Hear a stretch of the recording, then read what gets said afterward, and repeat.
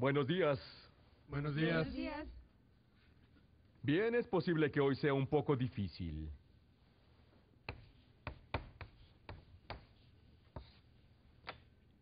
Maldad.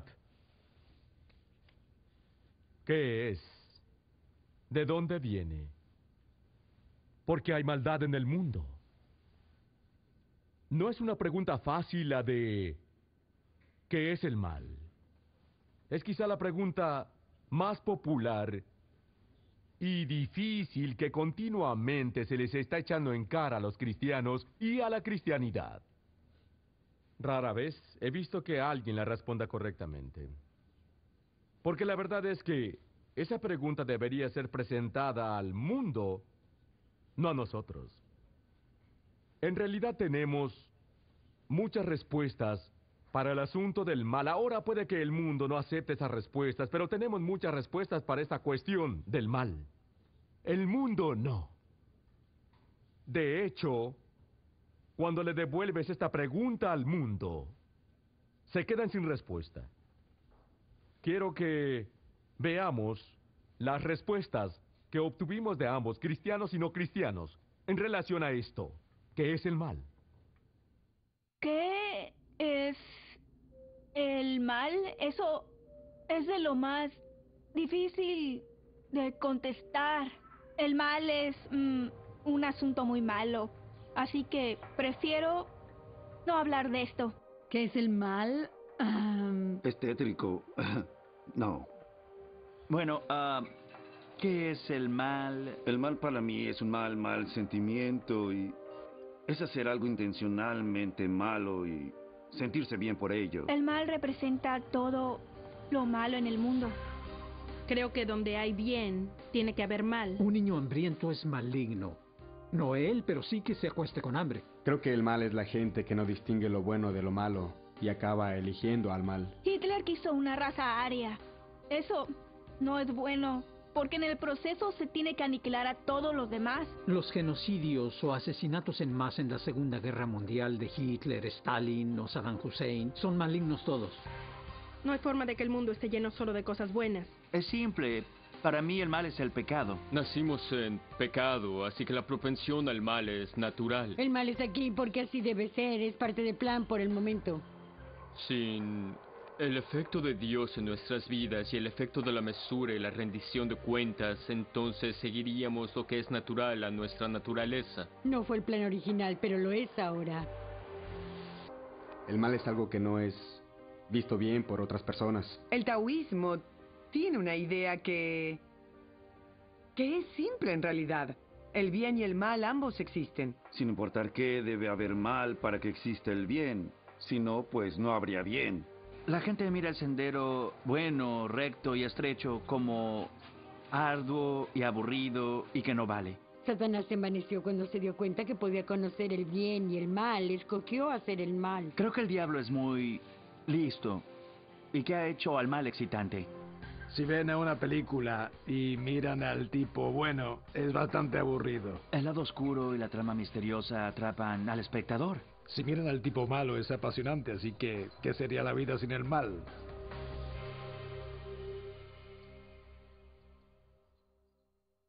Hay respuestas interesantes a esta difícil pregunta. Todos reconocen que el mal existe. Flash dijo que era tétrico. Algunos dicen que es necesario.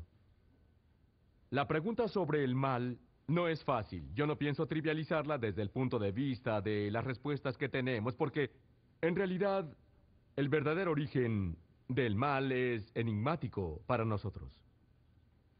Pero en realidad nosotros hemos dado esa respuesta universal a la cuestión por qué hay mal en el mundo y qué es el mal. Ayer hablamos sobre el hecho asociado con lo que pasa cuando algún creyente se aleja de Dios, quien nos da las respuestas a estas preguntas.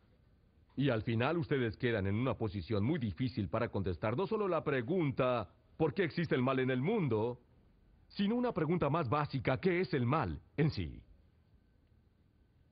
Hoy nos dirigiremos hacia el oeste. Y pudiera parecerles un poco confuso el por qué hablamos acerca del mal al iniciar la colocación de esta base tan importante. Y esta nueva base es la antropología, que trata de formular y contestar la pregunta ¿quién es el hombre? Estos dos fundamentos, el que vamos a ver hoy y el otro que consideraremos en nuestro próximo recorrido, conforman lo que llamamos doctrina primaria. Que la palabra doctrina no los asuste. Doctrina es enseñanza. Estas dos, las respuestas a quién es el hombre y quién es Dios, constituyen la base fundamental de no solo nuestra cosmovisión, sino la de todos. Si pueden comenzar a entender cómo un individuo o una cultura contestan estas dos preguntas, tendrán una buena percepción del resto de su cosmovisión. Uno de los grandes predicadores, Jonathan Edwards, dijo: de todos los tipos de conocimientos que podamos obtener, el conocimiento de Dios y el conocimiento de nosotros mismos son los más importantes. Y yo concuerdo. Ellos forman la base fundamental de nuestra cosmovisión. Y entonces haremos esta pregunta: ¿quién es el ser humano? ¿Quién soy yo? ¿Quién es usted? ¿Quién es esta criatura bípeda que anda vagando por la faz de la tierra?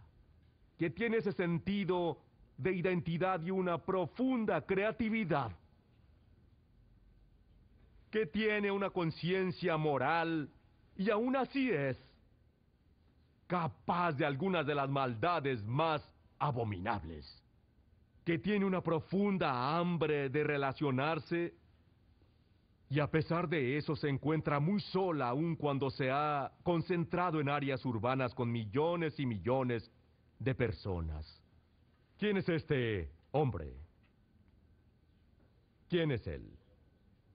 Grant, le voy a pedir que lea en Gálatas capítulo 5 y yo lo voy a poner aquí en el pizarrón para usted y quiero que lea para todos nosotros. Así que les digo, vivan por el Espíritu y no seguirán los deseos de la naturaleza pecaminosa, porque ésta desea lo que es contrario al Espíritu, y el Espíritu desea lo que es contrario a ella. Los dos se oponen entre sí, de modo que ustedes no pueden hacer lo que quieren. Bien. ¿Cuáles son los dos elementos en este pasaje? Naturaleza pecadora. Naturaleza pecadora. Y el Espíritu. Y el Espíritu. ¿Y qué dice el pasaje acerca de estas dos cosas? Están en conflicto una con la otra. Están en pugna una con la otra. ¿Y qué les recuerda eso? Nuestra batalla cósmica. Nuestra batalla cósmica, correcto. La naturaleza pecadora, ¿en oposición a qué, Grant? Al Espíritu. El Espíritu. ¿Los deseos del Espíritu? No dice eso, pero está implícito. Así que les digo, vivan por el Espíritu y no seguirán los deseos de la naturaleza pecaminosa, porque ésta desea lo que es contrario al Espíritu y el Espíritu desea lo que es contrario a la naturaleza.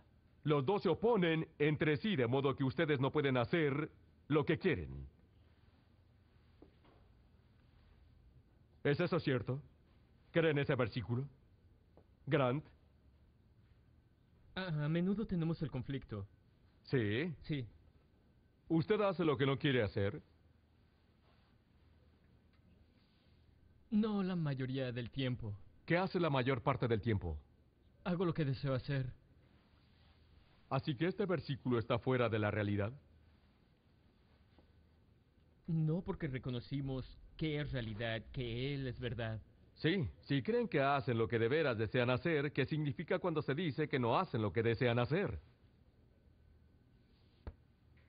Las respuestas a la pregunta ¿qué es el hombre? No son simples. Pero ¿qué haremos? ¿Recuerdan cuando hablábamos del juego del cricket y de cómo los principios elementales del cricket me parecían a mí algo absurdos? Hasta que alguien me describió la verdad universal sobre el cricket. Lo mismo es cierto con el hombre. Si no entendemos cómo Dios ha creado al hombre y el resultado de lo que ha ocurrido en el estado actual del hombre, no solo no entenderemos la respuesta a la pregunta de quién es el hombre, sino tampoco lo que la Escritura dice sobre este conflicto en nosotros. Es una batalla intensa entre la verdad y las mentiras respecto a quién es el hombre.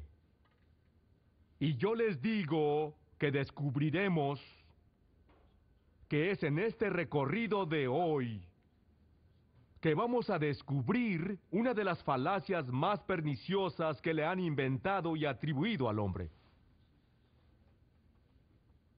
Y volveremos a esto más tarde. En nuestros recorridos de ahora en adelante nos vamos a referir a esta mentira fundamental que veremos hoy, contestando la cuestión ¿quién es el hombre? Así que solo consideraremos 3 aspectos importantes del hombre. Su esencia. ¿Quién es él? La esencia del hombre. Su nivel moral. Y lo que necesita. Antes de comenzar a comprender quién es el hombre, hay que entender quién es él desde la perspectiva que Dios tiene del hombre. Y creo que la única forma de hacerlo con propiedad es considerar lo que llamaré los estados del hombre. No quiero que se confundan en realidad al hablar sobre los estados del hombre. Es en cierto grado un término de ingeniería, de computación o lo que sea. Pueden referirse a ellos como modos. Saben de qué estoy hablando porque los relojes digitales tienen un botón pequeño que indica modo. Y pueden cambiar el modo de su reloj. Si quieren cambiar la hora, tienen que ponerlo en modo de cambio de hora. Ahora, eso es lo que vamos a considerar cuando veamos el estado del hombre. Él ha atravesado por varios estados. Ahora, ¿cuál fue el suceso que produjo el primer estado del hombre? La creación. Creación. Así, en el principio el hombre fue creado, ¿y les importaría si lo llamamos inocente? Él estaba en el paraíso y le llamaremos inocente. Estado 1. El resultado de la creación. Y al considerar la creación, vamos a aprender algo de lo que Dios dijo sobre el hombre. Y Dios creó al ser humano a su imagen. Lo creó a imagen de Dios. Así que en este estado, desde el principio, al contestar quién es el hombre, hallamos que desde el principio el hombre fue creado a imagen de Dios. Ahora, ¿algo cambió esto? ¿Cambió algo el modo? ¿El estado? El pecado. Pecado. ¿Cuál fue el suceso? Comer la manzana. No, la desobediencia. La caída. La caída cambia al hombre y cambia el estado del hombre de un estado de inocencia a otro estado. Le decimos caída. Romanos 5:12. Por medio de un solo hombre el pecado entró en el mundo y por medio del pecado entró la muerte. Fue así como la muerte pasó a toda la humanidad porque todos pecaron. Génesis 6:5. Al ver el Señor que la maldad del ser humano en la tierra era muy grande y que todos sus pensamientos tendían siempre hacia el mal todo el tiempo, pero no es una buena descripción del estado del hombre. Él en este estado estaba en verdad caído, algo le había pasado. Él ya no era más lo que fue en el principio. Su estado había cambiado. Está en un modo diferente. ¿Podría volver atrás? No. Este reloj es un reloj sin valor. ¿Saben por qué? Porque está atorado en el modo de cambio de hora. No muy diferente de lo que hallamos ahora. En ese estado, el hombre no tenía ninguna manera de volver. Al ver el Señor que la maldad del ser humano en la tierra era muy grande y que todos sus pensamientos tendían siempre hacia el mal, por Dios, qué estado tan terrible.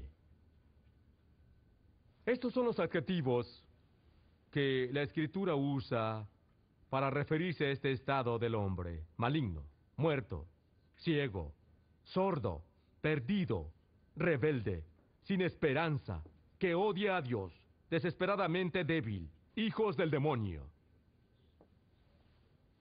Por esto Charles Spurgeon dijo: no se puede afrentar la naturaleza humana, es peor de lo que las palabras pueden describir. Ahora, en este modo,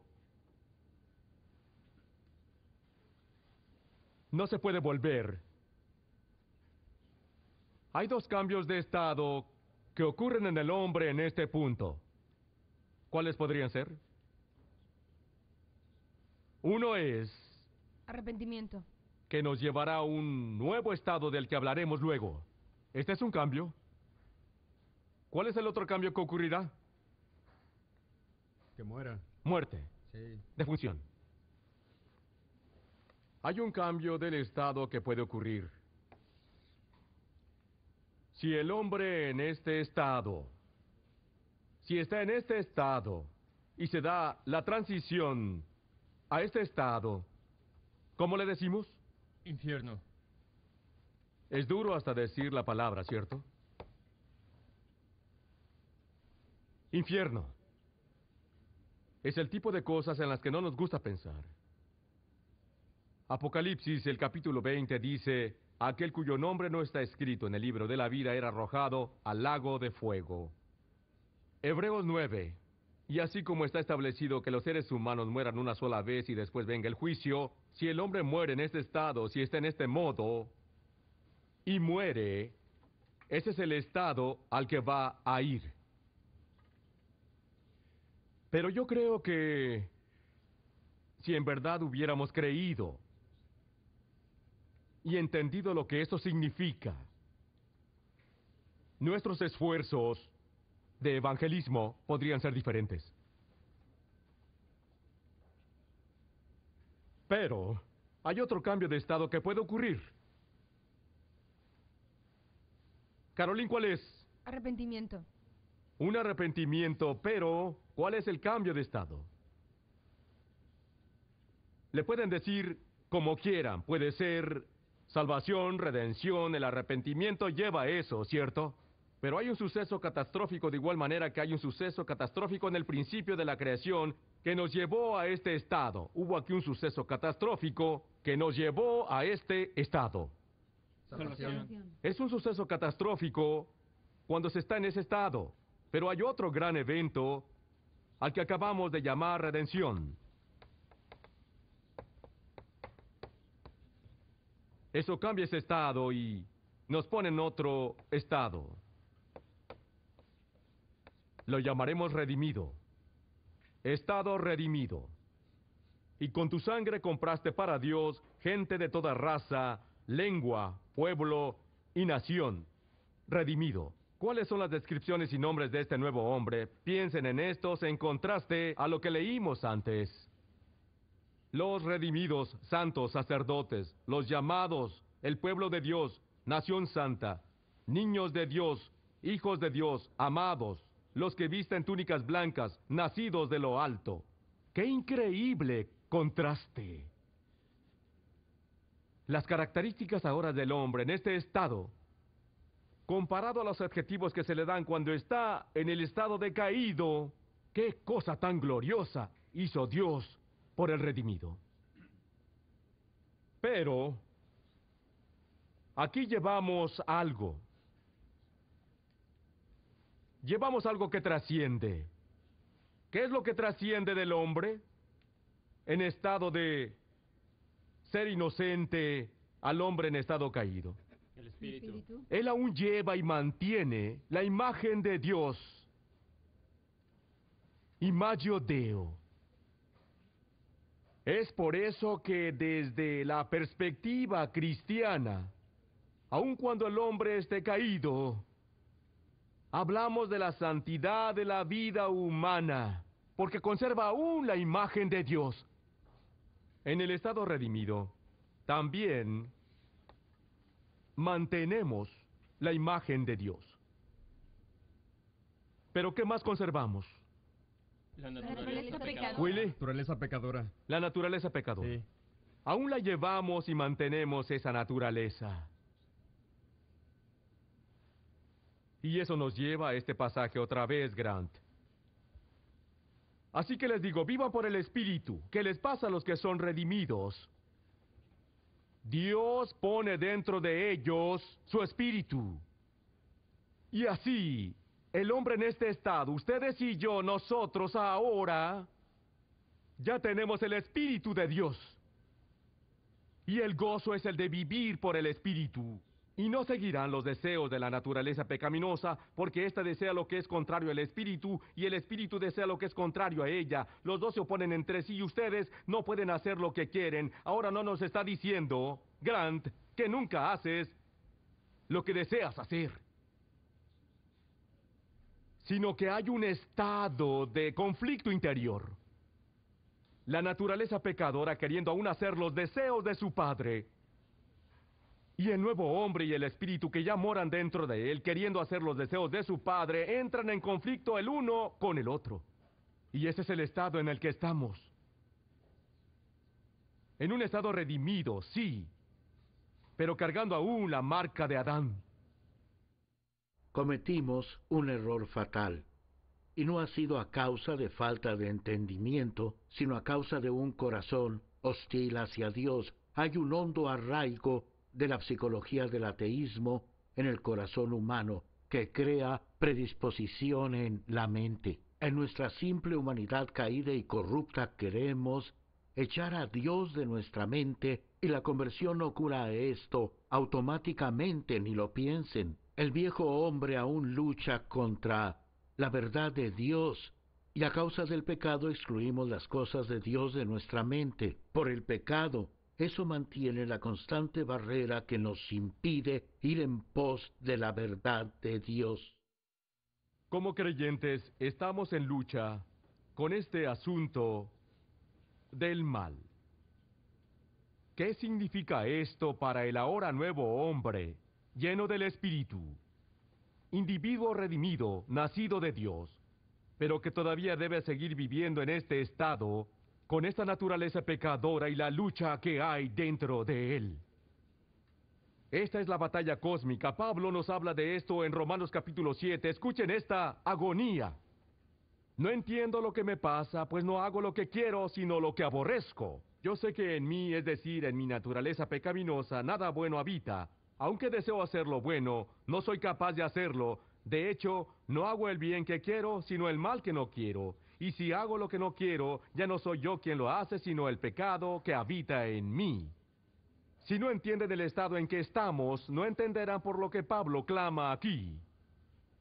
Y entonces dice, soy un pobre miserable. ¿Quién me librará de este cuerpo mortal? Gracias a Dios por medio de Jesucristo nuestro Señor.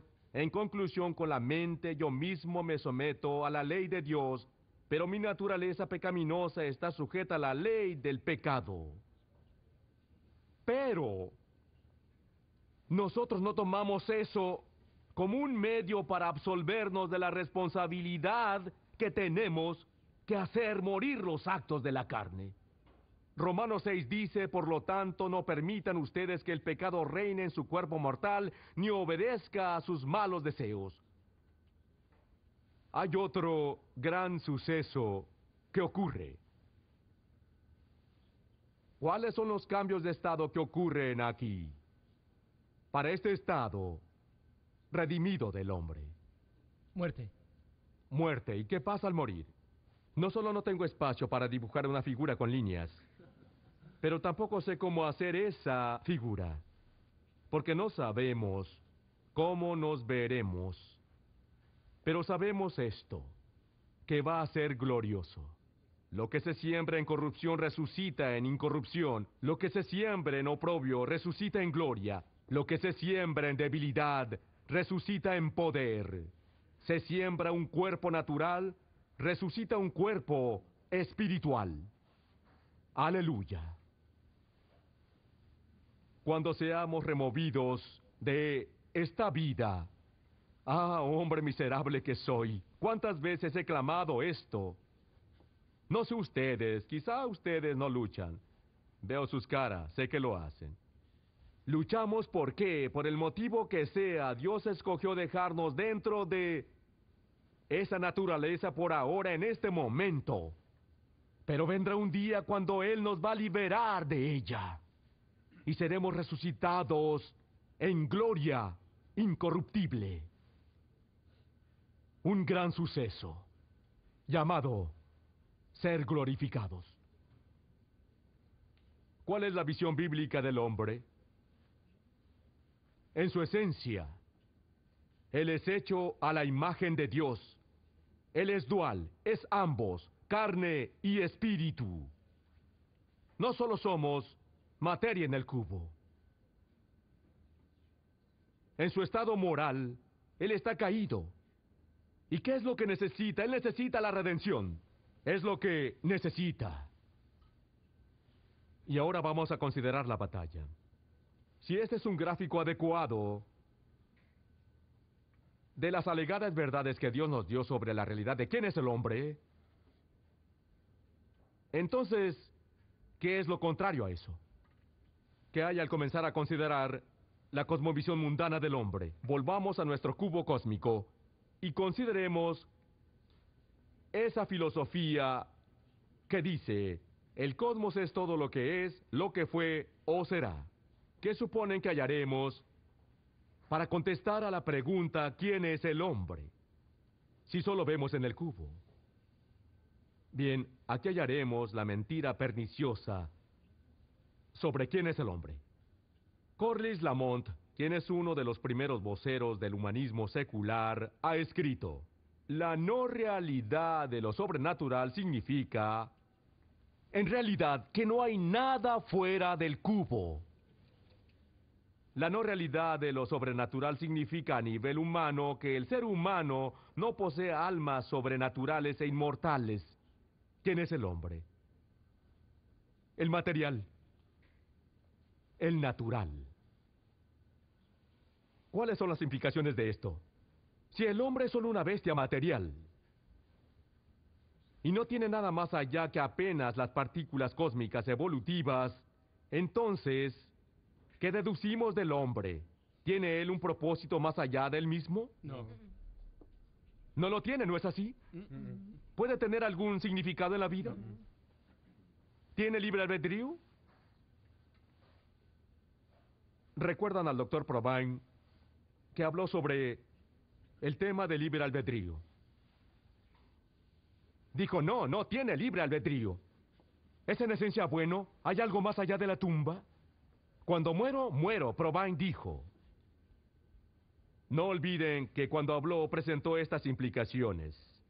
No dioses o fuerzas determinadas, no fundamentos invariables de ética, no libre albedrío, no vida después de la muerte, no propósito fundamental en la vida.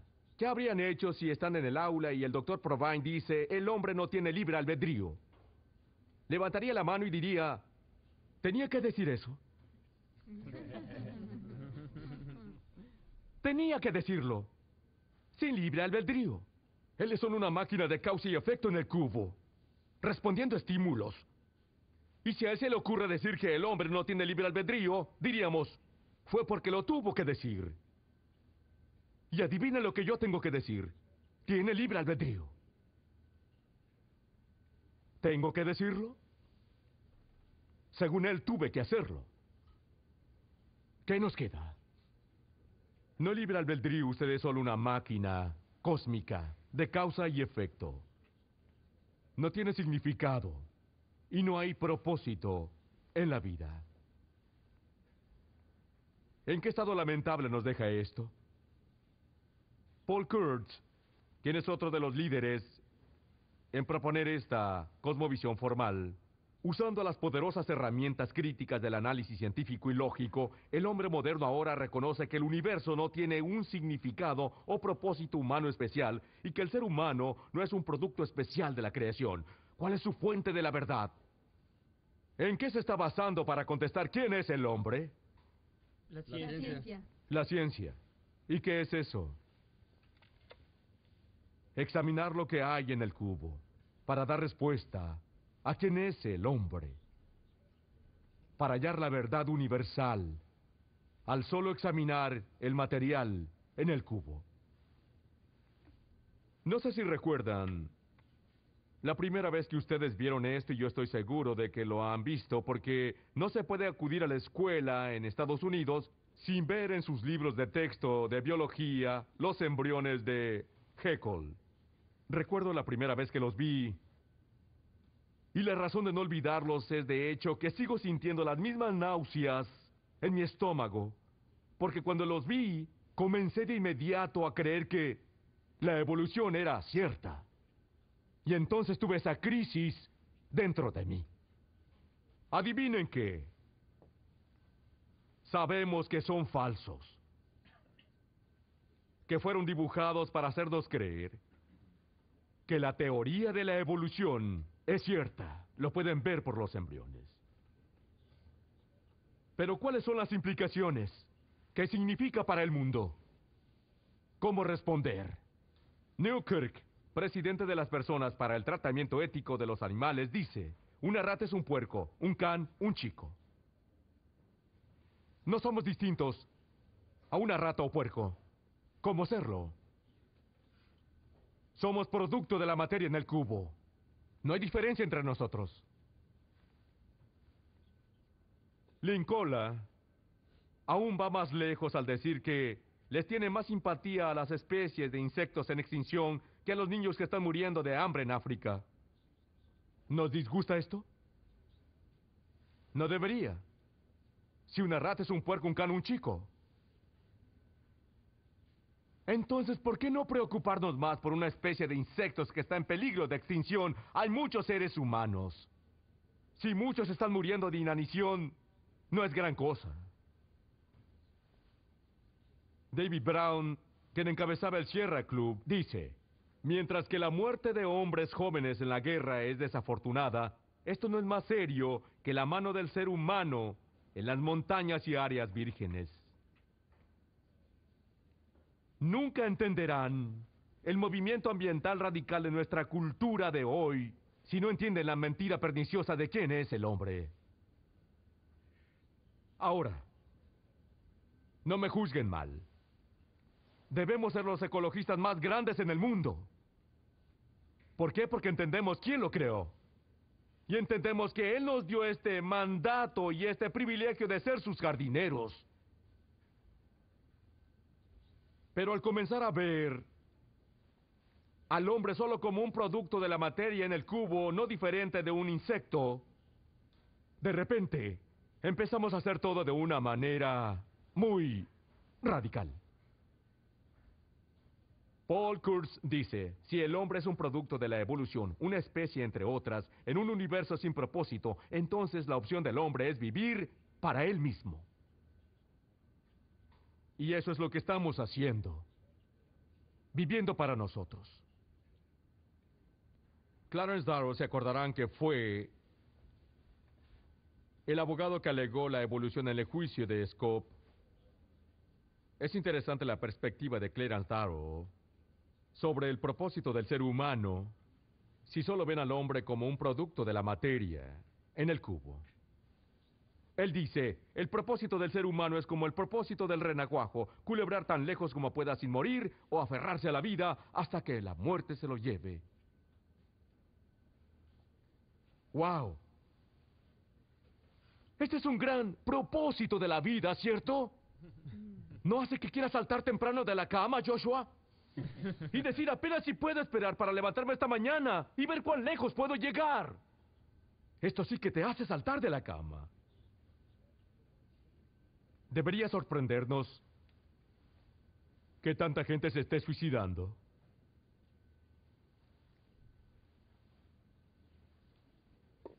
En un momento hablaremos de un hombre, el doctor Theodore Dalrymple, quien trabajó años y años en el campo de la medicina en las salas de emergencia del Reino Unido. Una y otra vez vio las consecuencias de una cosmovisión que crea esa clase inferior. ¿Saben que la mayor causa de que las mujeres acudan a las salas de emergencia en Inglaterra es el suicidio? En hombres, esa es la segunda causa de que acudan a salas de emergencias. ¿Por qué? ¿Qué está pasando? ¿Debería sorprendernos? Si no soy más que un accidente cósmico, sin ningún significado ni propósito en la vida, ¿por qué no ponerle fin y terminarla? Bien, si se considera de este modo, entonces habría que decir que el hombre es solo monista, y lo que significa es que el hombre viene solo de un elemento. La idea de un aspecto dual del hombre, como diría la cosmovisión bíblica, es que somos ambos materia y espíritu. Nos han dejado con la conclusión lógica de que no somos sino un ser de paja, en un universo de paja, buscando un cerebro de paja. Bien, esa es la esencia del hombre. Consideremos su esencia, su estado moral y sus necesidades. Lo haremos juntos. Yo no creo que nadie que haya planteado tan verazmente esta mentira, en medida más grande, más efectiva que este hombre, Abraham Maslow. No puedes ir a la escuela en Estados Unidos sin leer acerca de la jerarquía de necesidades de Maslow. ¿Y saben qué? No hay ninguna evidencia clínica de todo esto. Cuando hacía mis estudios de doctorado era sensible a esto. En cada clase que tomé de mi doctorado recurrimos a la jerarquía de necesidades de Maslow. ¿Y qué está arriba? ¿Qué es lo que como hombres tratamos de lograr? ¿Cuál es nuestro gran objetivo? Autorrealización. Hacer todo lo que sus deseos íntimos quieren que haga. Seguir su corazón. Depende de ustedes. Si quiere alcanzar la cima a la que ha sido llamado a alcanzar, necesita de la autorrealización. ¡Qué mentira perniciosa! Maslow dijo, hasta donde sé, no tenemos ningún instinto intrínseco para el mal. ¿Qué significa? ¿Es esto cierto? ¿Coincide con la realidad? ¿Es lo que vemos en el mundo cuando lo observamos? Conseguí un vaso con agua, la alivié un poco, seguí adelante y la amarré. Un multiasesino autonombrado MTA por mata, tortura, ata. Yo estaba desnudo, me eché encima de ella, tomé el cinto y la estrangulé. Culpable. Un padre de 6, Kenneth Bridges, asesinado de un tiro en la espalda por un francotirador con un rifle de alto poder. No se sabe de dónde vino el disparo. En España, las poderosas explosiones destruyeron por completo 3 estaciones de Madrid. Todas estaban llenas de viajeros a mitad de la hora pico. En China, los niños son por igual la promesa y la amenaza del futuro. ¿Cómo ordenar solo un niño por familia? Con 6 meses de embarazo, Mans Wei ha accedido a tener un aborto. Lal y Eric decidieron golpear antes que sus padres pudieran hacerlo. Corrí, le disparé a mi mamá. No hay fin a la vista del baño de sangre en Ruanda. Los socorristas dicen que hasta 500,000 han muerto en un mes de guerra civil y masacres tribales. Empezó al mediodía de ayer, cuando el sospechoso abrió fuego en el estacionamiento de la escuela. Le disparaban a cualquiera. La multitud agitada y llena de pánico en un centro de distribución de alimentos es solo un pequeño ejemplo de la violenta diseminación de la pobreza y la corrupción en Zaire. Es el sur centro de Los Ángeles. Estamos viendo un suceso terrible aquí en Los Ángeles. Este es un intento de asesinato, pero nadie ayuda. Increíble. Jeffrey Dahmer mató a 17 jóvenes. Sé que tendré que buscar a Dios para que me ayude cada día. Debí haberme quedado con Dios. Traté y fallé y creé un verdadero holocausto. Todo por una botella. Saquearon una licorería justo aquí en La Brea. Las estadísticas y la devastación asombran.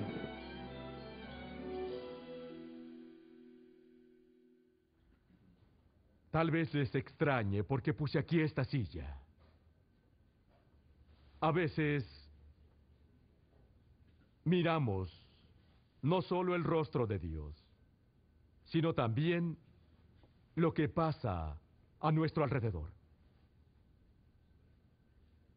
Soy su guía, pero también hago el recorrido. Y cuando pensamos sobre las mentiras que le han endosado al ser humano, ¿cómo podemos ignorar la realidad de sus mentiras y de sus consecuencias? 2 minutos. Y no hemos oído nada. ¿Pueden imaginar lo que Dios oye? Cuando Caín mató a Abel, ¿recuerdan que Dios vino? ¿Qué fue lo que dijo David? La sangre de tu hermano clama. ¿Se imaginan si la sangre de un hombre está clamando a Dios? ¿Cómo suponen que la sangre de millones de bebés que fueron asesinados en la matriz se oye? ¿O la de millones de humanos masacrados? No los oiríamos. Así que, ¿qué dice Maslow? ¿Qué dice Rogers? No encuentro que la maldad es inherente a la naturaleza humana. No se debería decir en este punto, discúlpeme, perdón. Si el mal no es inherente a la naturaleza humana, ¿de dónde viene? ¿Y cómo siquiera definir lo que es el mal? Maslow dice, si usted piensa en términos de las necesidades básicas, instintos, al menos al inicio, buenos, cuidadosos estudios de los instintos proveen los valores que necesitamos por medio de los cuales las sociedades evolucionan mejor. ¿Qué está diciendo? ¿Qué nos está señalando? A nosotros. Ya que esta naturaleza interior es buena o neutral, en lugar de mala, es mejor sacarla y animarla antes que reprimirla. Si se le permite guiar nuestra vida, creceremos saludables, fructíferos y felices. ¿Oyen el silbido de la serpiente? Tenemos un mundo repleto de personas que ahora solamente siguen sus deseos íntimos. Y llorar, gemir o lamentarse nos aplastaría si pudiéramos oír una fracción de eso. ¿Cuál es la verdad? Porque si ustedes viven conforme a la naturaleza pecadora, morirán. Pero si por medio del Espíritu dan muerte a los malos hábitos del cuerpo, vivirán. Dar muerte, hagan morir todo lo que es propio de la naturaleza terrenal, inmoralidad sexual, impureza, bajas pasiones, malos deseos y avaricia, la cual es idolatría. Por estas cosas viene el castigo de Dios. Ustedes las practicaron en otro tiempo, cuando vivían en ellas, pero ahora abandonen también todo esto: enojo, ira, malicia, calumnia y lenguaje obsceno. Dejen de mentirse unos a otros, ahora que se han quitado el ropaje de la vieja naturaleza con sus vicios y se han puesto el de la nueva naturaleza, que se va renovando en conocimiento a imagen de su Creador. Ese es el estado en que estamos. No se nos llamó a seguir nuestros deseos íntimos, porque Dios nos ha dicho a lo que esos deseos nos van a conducir. No la mentira perniciosa que se opone a esto. Póngase en contacto con el hombre interior, déjelo florecer. Si le deja guiar su vida, usted será saludable, fructífero y feliz. Esta es la autorrealización y sus consecuencias para la humanidad son enormes. ¿Cuál es el enemigo de la autorrealización? ¿Qué es lo que se opone al mundo para lograr su autorrealización. ¿Otras personas? Una filosofía opuesta. Una filosofía opuesta, ¿cuál podría ser? Que somos malos, malévolos. ¿Y dónde está? ¿Dónde encontrar esa filosofía? En la Biblia. En la cristiandad. ¿Qué es lo que se opone a que el hombre se ponga en contacto con su ser interior y adore su ser íntimo y lo deje salir y camine de acuerdo a él? Una restricción moral. Algo que nos dice, eso es maligno, es incorrecto. La supresión de un deseo interior es el obstáculo fundamental en la senda de la autorrealización. En esencia pueden comenzar a entender que somos el problema. Y a quien servimos es el problema. Y lo que Él nos ha entregado es el problema. Porque si usted empieza a hacerme sentir culpable por mis deseos interiores, está obstruyendo mi ruta a la autorrealización. Y eso es lo fundamental que se necesita, ¿no es así? No. ¡Qué mentira! ¿Cuáles son las alegadas verdades? ¿Cómo se acomodan aquí? El hombre fue creado a imagen de Dios. ¿Lo opuesto? El engrudo. Un producto de fuerza sin inteligencia ni propósito. Las verdades alegadas por Dios, el hombre, aunque creado perfecto, se rebeló contra Dios y está caído, su corazón desesperadamente malvado. Y opuesto a esto, no, el hombre es básicamente bueno y necesita ponerse en contacto con sus deseos interiores. ¿Qué necesita el hombre? Necesita la gracia divina, regeneración y redención. Lo opuesto a esto, no. El hombre debe salvarse a sí mismo por medio de aspiraciones orientadas a sí mismo. Esta es la batalla cósmica, y es una batalla que hierve a nuestro alrededor. Quienes son hechos a imagen de Dios, Imagio Deo versus Imagio Engrudo. Bien, pensemos sobre esto un segundo. Si nuestra naturaleza interior es buena, si no tenemos un instinto intrínseco para el mal, si los instintos, al menos al comienzo, son todos buenos, entonces de ahí surge una pregunta muy obvia. ¿Cuál es la pregunta, Caroline? ¿De dónde viene el mal? ¿De dónde viene lo maligno? ¿Entienden? Esta pregunta que se nos hace con insistencia, la pregunta del mal, y por lo general se nos hace de una manera arrogante, y no es que quiera ser trivial, pero esa arrogancia implica no solo que quien la hace nos deja perplejos como creyentes, sino que de algún modo desacredita el cristianismo. Cuando en realidad tenemos muchas respuestas a esa pregunta. Y la verdad es que ellos no tienen ninguna. Si el hombre es en esencia bueno, si sus instintos y naturaleza son buenos, ¿por qué hay maldad en el mundo? Y no solo eso. Ustedes no tienen ni una manera de utilizar el lenguaje ético. Rousseau, ¿creemos que esto es nuevo? Retrocedamos unos 300 años. Rousseau dijo, si el hombre es bueno por naturaleza, como creo lo ha mostrado, él continúa siendo así tanto como nada ajeno a él lo corrompa. ¡Qué interesante! Cuando dijo, el hombre nació libre, pero por todas partes está en cadenas. ¿Qué suponen que son las cadenas? Si estudiaron Rousseau ya lo sabrán. Religión. El cristianismo. ¿Por qué se enoja la gente, dice el Salmo, y las personas traman en vano? Se reúnen todos juntos y dicen, dejen que arranquemos sus cadenas. ¿Para qué? Para poder hacer todo lo que querramos hacer, para seguir nuestros deseos íntimos.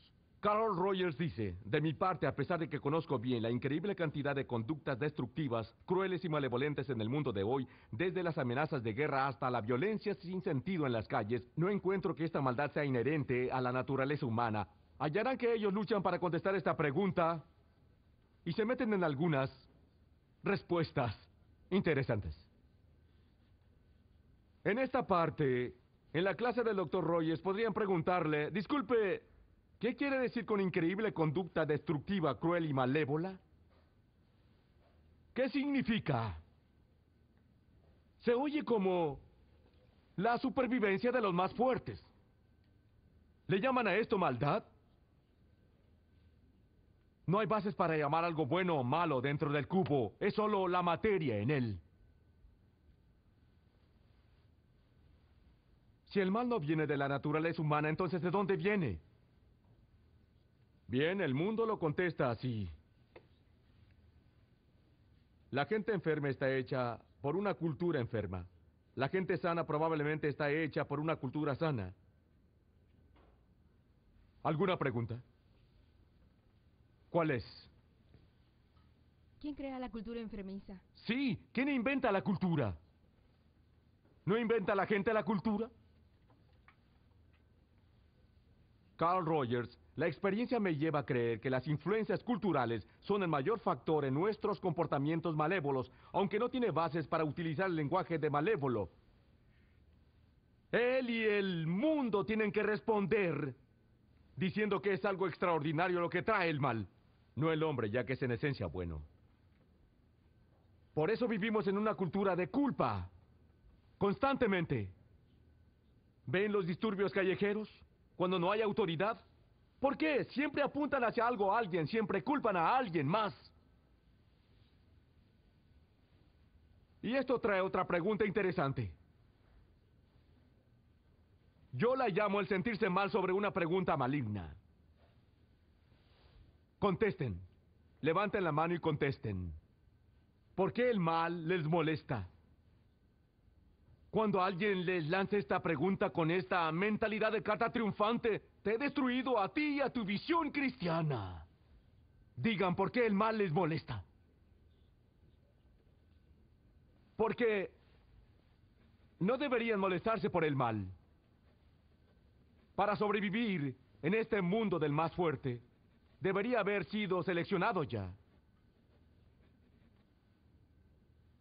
¿No es simple hacer funcionar el proceso evolucionista?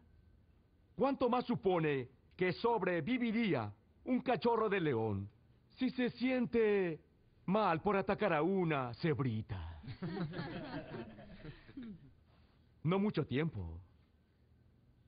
Si somos solo productos del mundo gata traga gato donde el poderoso sobrevive sin preocuparse por el débil.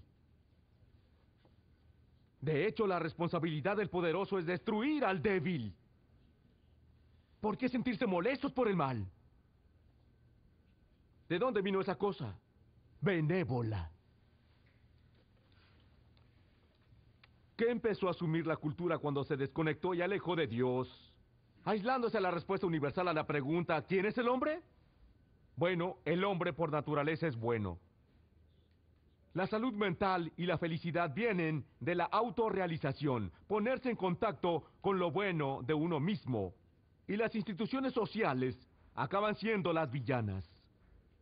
Ellas son las responsables por toda la maldad que vemos. Y vamos a encontrar que esto nos ayudará a entender por qué hay ese enorme activismo en el mundo de hoy para destruir el diseño social de Dios. Porque son las instituciones, las estructuras de autoridad, es la opresión con autoridad, la sumisión y todas esas cosas que son la causa de la maldad. Y tenemos que destruir eso en un futuro recorrido. El Dr. Dale Rimple, en su original libro La vida en el fondo, con el subtítulo La cosmovisión que hace la clase baja, Dale Rimple no manifiesta ser cristiano, pero ha trabajado en los hospitales año tras año y ha visto la realidad de las consecuencias de una cosmovisión que está destruyendo a la humanidad y a nuestra cultura, o lo que queda.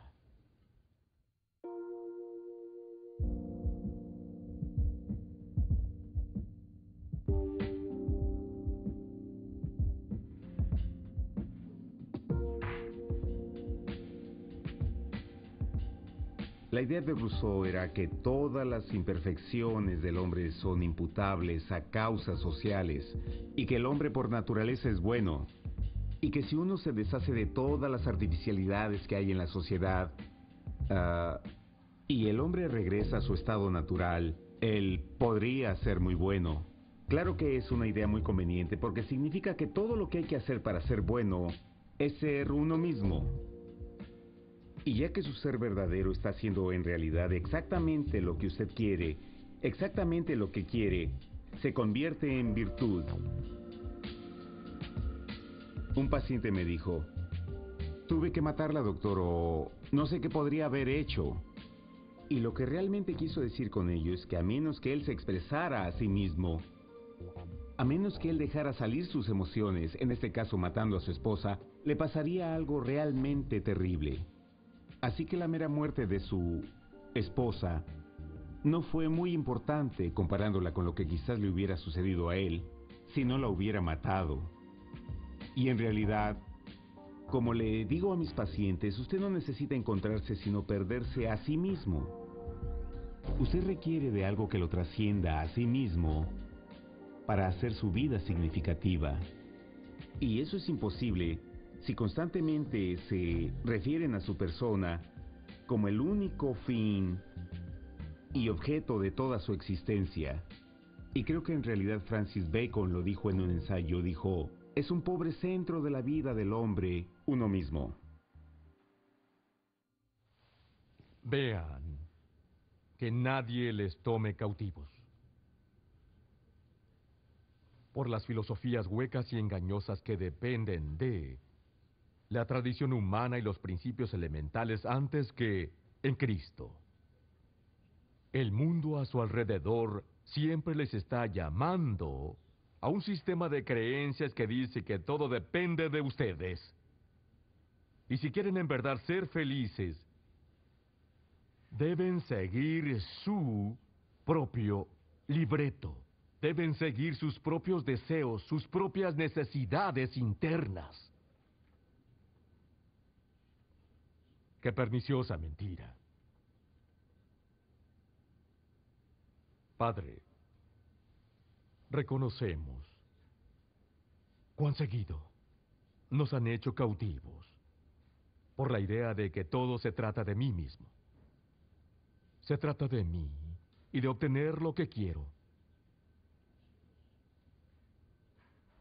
Padre, miramos hacia nuestra cultura. ¡Y qué destrucción! ¡Qué mal indecible vemos a consecuencia de personas que solo quieren obtener lo que ellos quieren lograr y hacer lo que quieren hacer! Oh Dios, que no digan esto de nosotros. E imprégnanos con esta pasión y compasión. Que oigamos por un breve momento los clamores del mundo alrededor nuestro y que no cerremos nuestros oídos. Solo podemos hacer esto como resultado de tu poder, tu fuerza, poderío y espíritu que mora en nosotros. Que así sea. En el nombre de Jesús, amén.